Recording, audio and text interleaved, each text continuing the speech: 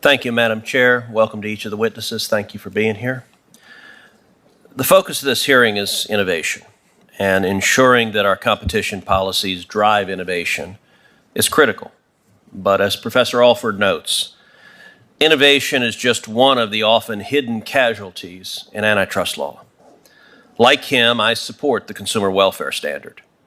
Too often, however, that standard has focused exclusively on price and output effects to the exclusion of things like quality and innovation. The same anti-competitive forces that can stifle technological innovation can also stifle ideas and views that the dominant players disagree with and want to root out. So as I look at it, when we think about how we protect innovation, we also need to look more broadly at how we protect people and companies who dare to think differently. I want to go down the row. Does everyone here agree that it can constitute an antitrust and competition harm when dominant players use their dominance to censor individuals who think differently or just those who disagree with them? Ms. Moss.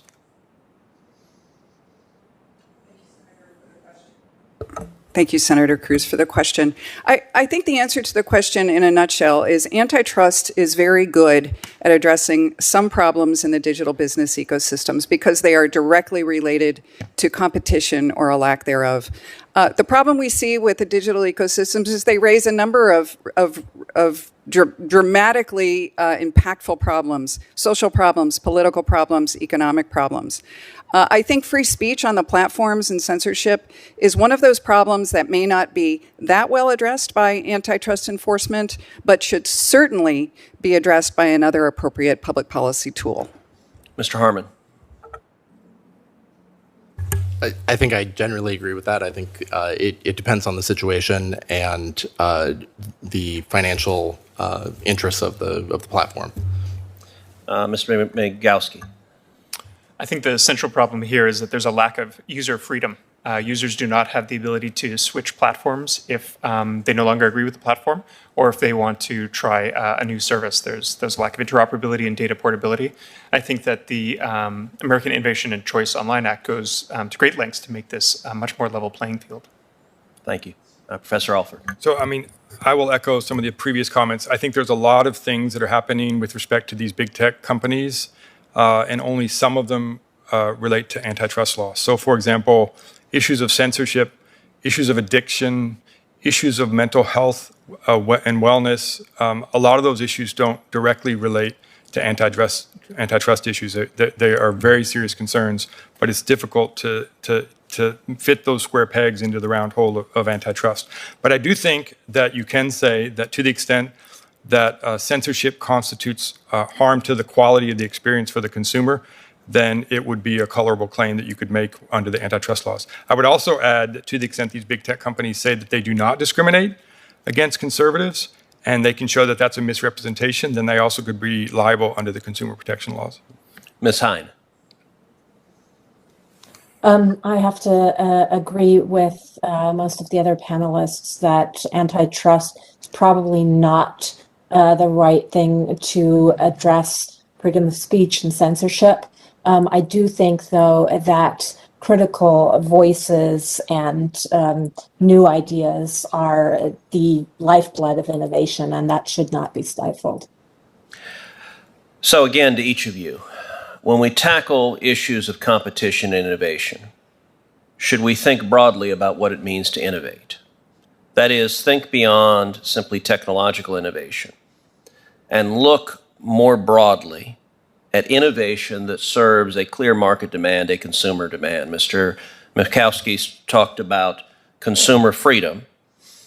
One example of innovation to serve a market demand is Parler, which was created to serve a demand in the face of widespread censorship of conservatives. Parler was created, and then Google and Apple and Amazon all used market power to coordinate to block the competitor and drive them out of business. Ms. Moss. Thank you. I think where competition becomes very important in this particular debate, and certainly free speech is a backbone of underlying democratic principles which support a market-based system, is to encourage competition and entry by smaller innovative rivals in spaces that are dominated by large platforms.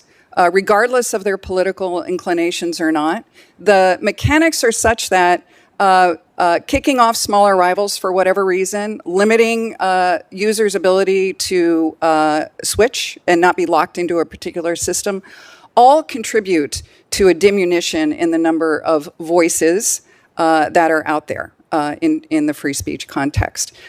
As Roger pointed out as well, and others have said, antitrust would have a hard time getting at that problem through methods of deterrence and how to remedy that type of issue. But certainly more competition is always better in that context. But I think, as I said earlier, we need other public policy tools to address some of these stickier issues. Mr. Harmon? Yes, I think we should be thinking about innovation as removing the barriers, especially in the big tech space, removing the barriers that the dominant platforms have put in place to protect themselves, so that innovators, as they're at the very first stage, at the finance stage, at a mature stage, they are not bound by the strictures that these companies put in place. Mr. Murkowski? Senator Blumenthal mentioned earlier that there are not just considerations in the App Store here in the United States, but also internationally, that foreign governments have taken action in removing apps from the App Store there. I think it all comes down to the ability for people to decide for themselves which apps they would like to use. And as of right now, people do not have that freedom to choose on platforms like the iPhone. Professor Alford? Yeah, so in my prepared remarks, I discussed quality fixing in addition to price fixing. And you and Senator Lee have both talked about the Parler example in which Google, Apple, and Amazon have kicked off Parler. And to the extent that one could show an agreement between Google, Apple, and Amazon to raise the same identical quality concerns with respect to the reasons for why they decided to kick Parler off of their platforms, I think that there could be a quality fixing argument. And as I suggested in my opening remarks, I'm surprised that there's not more subpoenas or investigations with respect to big tech companies when they are engaging in quality fixing, such as let's develop a common position, let's get on the same page about this privacy concern or this desire and effort to squelch conservative voices. To the extent there is potential evidence of quality fixing, then I think there should be investigations of that. And Ms. Hine? I think the other panelists have given you good input on that. I am not an expert on which apps to remove from the App Store or not. Okay, thank you.